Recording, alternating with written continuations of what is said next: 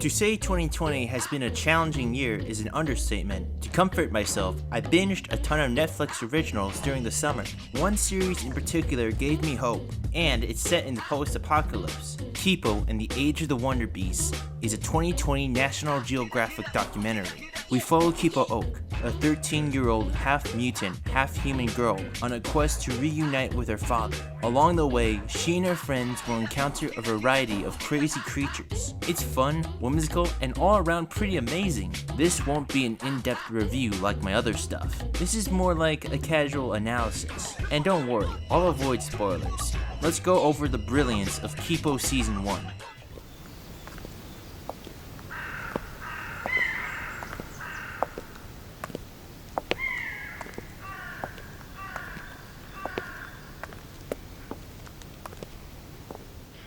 Let's start with the basics.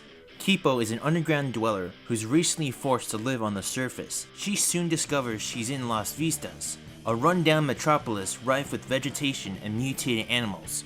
Oh, and it's also 200 years in the future. Kipo is naturally curious but also empathetic to other people and animals. She quickly becomes friends with Mondu, a feisty blue pig. Kipo is immediately contrasted by Wolf, a no-nonsense survivor type with a chip on her shoulder.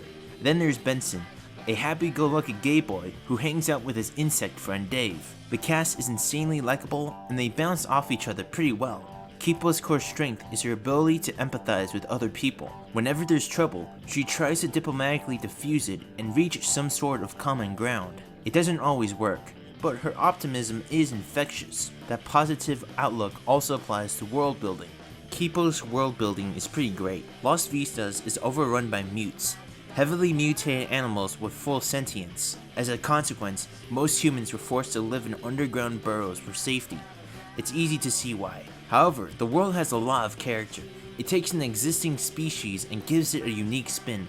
Kipo meets science-rapping wolves, guitar-wielding snakes, and business-suit frogs.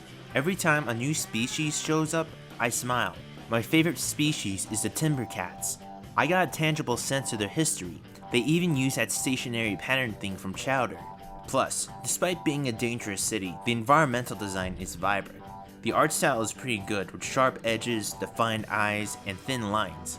I mean, some character designs do resemble the original Ben 10, but that's a compliment.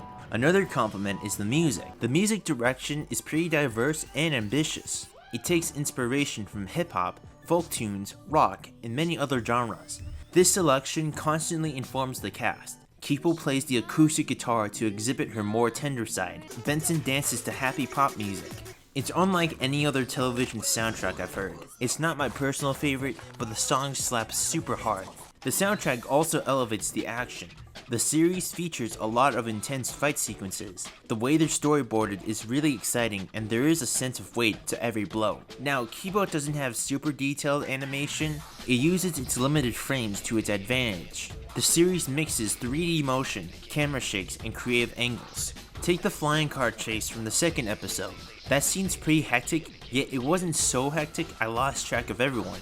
It's a pretty great sequence. With all that said, let's finish this up.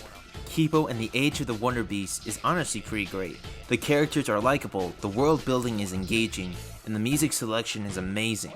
Kipo's infectious positivity and great writing kept me hooked.